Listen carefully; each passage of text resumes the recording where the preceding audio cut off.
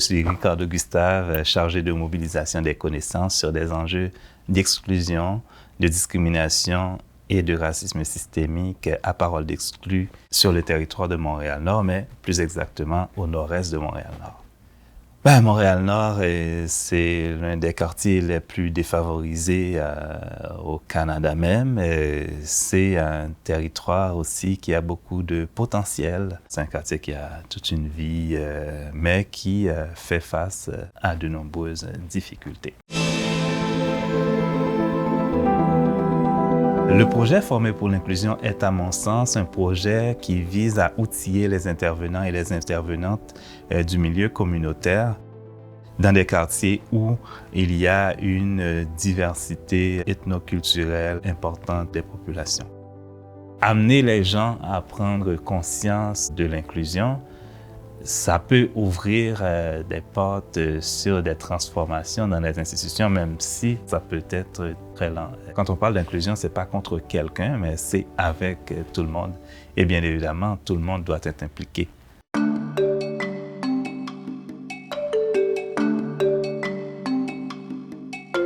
Il y a évidemment plusieurs préalables en approche interculturelle. Mais ce qui m'interpelle surtout, c'est les préjugés, les stéréotypes et la discrimination. Un préjugé, comme c'est dit, c'est préjugé. Donc, c'est déjà jugé à l'avance sans avoir soumis à un examen critique de ce qu'on pense de cette personne ou d'un groupe.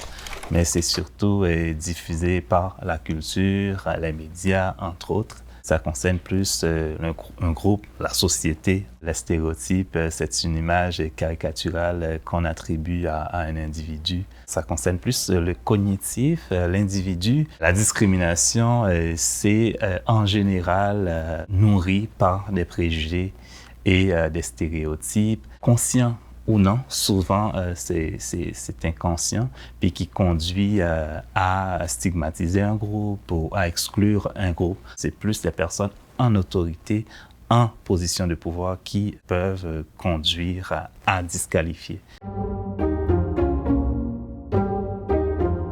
Certains agents des forces de l'ordre pensent que si tu es à Montréal-Nord, nécessairement, tu es pauvre, tu n'es pas en capacité d'acheter une voiture neuve.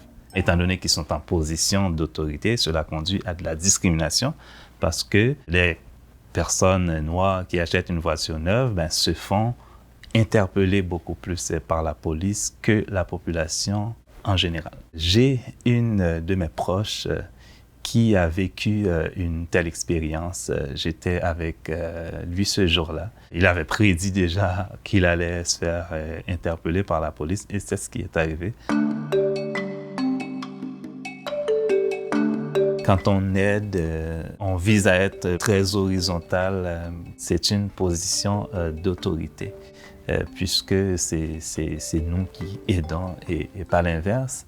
Par exemple, si on prend une mère haïtienne à Montréal-Nord qui fait 3 boulots, c'est évident que cette personne ne va pas nécessairement s'investir dans l'éducation de son enfant. Pas parce que par désintéressement, probablement c'est une mère monoparentale, noire, qui a une job qui ne permet pas de subvenir adéquatement aux besoins de la famille, qui doivent aussi se déplacer très loin, probablement en autobus pour aller travailler.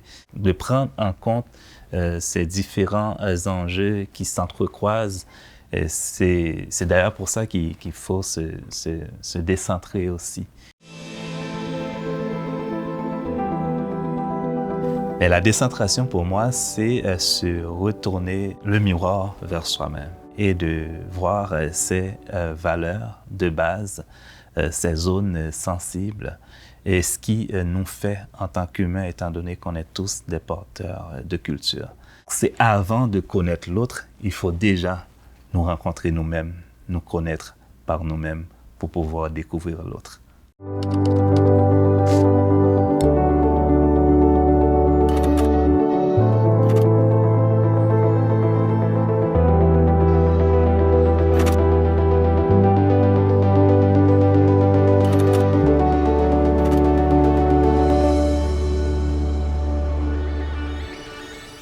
On peut avoir tendance, dans la vision plus classique de l'approche interculturelle, à comprendre cette approche-là en 3 étapes vraiment définies. Pour moi, c'est important de faire attention à ne pas séparer de manière aussi rigide ces étapes-là.